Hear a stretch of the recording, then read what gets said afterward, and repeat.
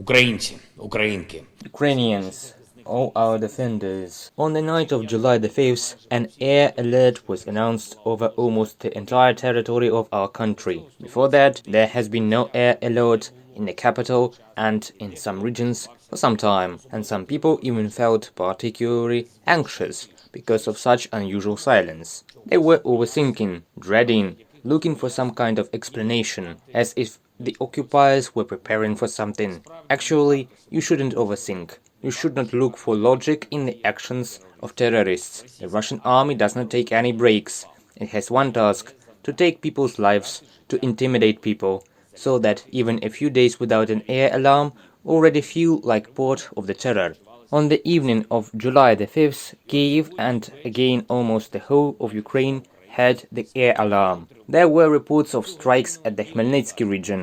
Our task is to hold on, to take care of ourselves, including our emotions, to help the country's defense as much as possible, to protect the state as much as it will be necessary for our victory. The occupiers again hit the Sumy region, Mykolaiv and the region, the Dnipropetrovsk region. Some of the missiles were shot down by our air defense forces, and we have not reduced and will not reduce our diplomatic activity for a single day to obtain modern anti-missile systems for Ukraine in sufficient quantity. This is a maximum task for our state, to provide basic security for Ukrainians, basic protection against missile attacks already this year, but the fulfillment of this task depends not only on us, but also on the understanding of our fundamental needs by our partners. I spoke with British Prime Minister Boris Johnson.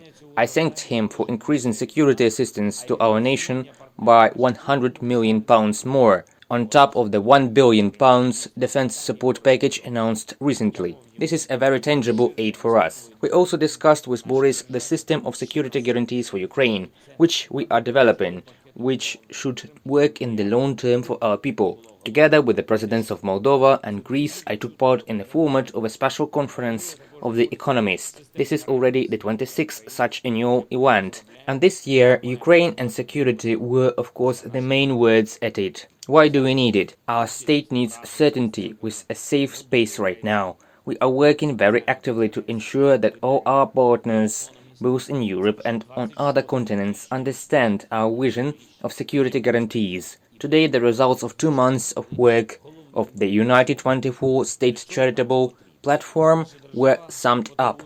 Over this time, thanks to the participation of people from dozens of countries, we managed to collect more than 2 billion hryvnias for the needs of Ukraine. This has not only helped to our defenders, but also contributions to the mining and humanitarian needs. I personally thanked Lev Schreiber, a very famous actor, for joining United 24 as an ambassador. He is a co-founder of the Blue Check charitable organization, which financed programs for psychological support and evacuation of more than 20,000 orphans from boarding schools and orphanages in the Kharkiv, Dnipropetrovsk, Chernihiv, Odessa regions. Lev's organization also helped families of IDPs in Lviv. Now he, together with Andriy Shevchenko and Elina Svitolina, will work in the humanitarian direction. And one more thing is very important. On July the 5th, there were a lot of disputes in society regarding the decision of the General Staff of the Armed Forces of Ukraine to approve the procedure for obtaining certain permits for those liable for military service,